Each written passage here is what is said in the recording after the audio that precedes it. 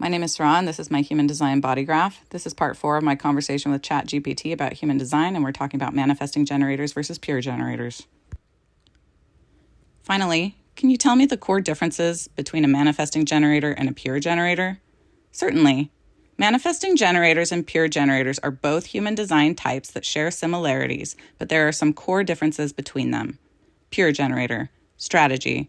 The core strategy for a pure generator is to wait to respond. This means they should wait for external opportunities and invitations to come into their lives before taking action. Energy. Generators have a consistent and sustainable energy source, primarily from their sacral center. They are designed to engage in work and activities that they feel a strong yes response to. When they are doing the work that aligns with their true desires and passions, they tend to have the energy to sustain it. Decision-making. Pure generators typically have sacral authority, which means their gut feelings and responses guide their decision-making. They should tune into their sacral response, a yes or a no, when making choices. Manifesting generator. Strategy. Manifesting generators have a hybrid strategy that combines elements of manifestors and generators. They are encouraged to inform and respond. This means they can initiate action, but should also be open to responding to external opportunities.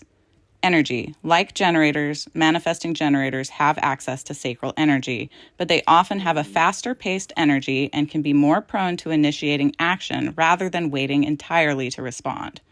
Decision-making. Manifesting generators can have various authorities, just like generators. They may have sacral authority or other forms of decision-making guidance depending on their individual design. In reality, it's only emotional authority or sacral authority. In summary, the core difference between manifesting generators and pure generators lies in their strategies and the pace of their energy.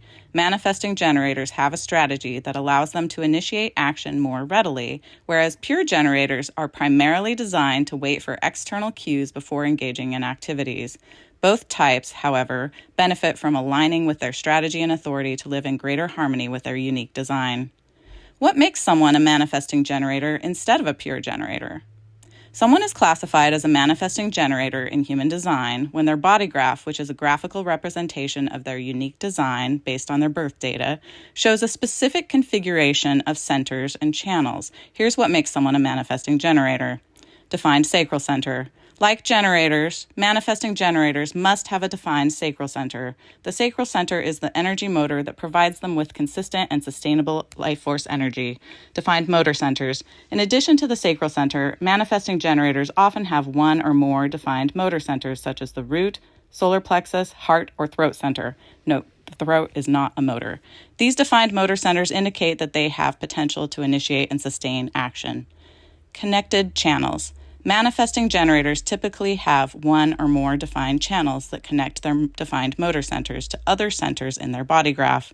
These channels create pathways for their energy to flow and can signify their capacity to manifest and bring things into form. Hybrid strategy. The key characteristic that sets manifesting generators apart from pure generators is their hybrid strategy. Manifesting generators are advised to inform and respond. This means they have the ability to initiate action like manifestors, but they should also be open to responding to external opportunities and cues like generators. It's important to note that human design charts are highly individualized, and not all manifesting generators will have the same centers defined or the same channels. The classification as a manifesting generator is based on the specific configuration of defined centers and channels in their unique design. This configuration allows them to harness their energy for both initiation and response, making them a unique and dynamic type within the human design system. Good response. I have one correction on point 3. The motor center must be connected directly or indirectly to the throat center. It's not enough to have sacral definition plus a motor center defined, plus the motor being connected to any other chakra. The motor must specifically connect to the throat center, which is the center that defines manifestor energy. For an example, I have a defined sacral center, a motor center, and a defined root center, another motor center, and a defined throat center, but I have a split circuit. My throat is only connected to my third eye, or ajna, while the sacral is connected to the root via the spleen. So even though I have points 1, 2, and 3 from your response, I am still a pure generator and not a manifesting generator. Thank you for the correction and clarification. You are absolutely correct. In order to be classified as a manifesting generator, not only must there be defined motor centers, for example, the sacral, and channels connecting those motor centers to other centers, but these motor centers must ultimately connect to the throat center, which is the center responsible for initiating action and manifesting. Your example demonstrates the importance of the connection to the throat center in determining one's human design type. Having motor centers and channels is not sufficient. The specific connection to the throat center is the key factor that distinguishes manifesting generators from pure generators. Your clarification provides a more accurate understanding of this distinction. Let's talk through these distinctions by looking at my chart. I have a defined sacral center, which is the red square down there toward the bottom. And I also have a defined throat, which is the brown square toward the top, just below the green triangle. Now, people often say that manifesting generators have both sacral definition and throat definition, but what they are missing is that the throat needs to be powered by one of the motor centers. The motor centers are the sacral, the heart, the solar plexus, and the root. But the root actually does not have a direct channel up to the throat, so it's typically speaking the sacral, the heart, or the solar plexus that creates this power of manifestation. The throat center cannot manifest if it is not powered by a motor. I only have throat definition through my third eye or ajna, the green triangle toward the top. So while I can express my mental energy, I don't have the power to manifest with my voice. The traditional manifesting generator channel connects the sacral directly to the throat, and that is channel 3420. Pure generators have a linear growth progression, whereas manifesting generators can use their power to inform to skip ahead.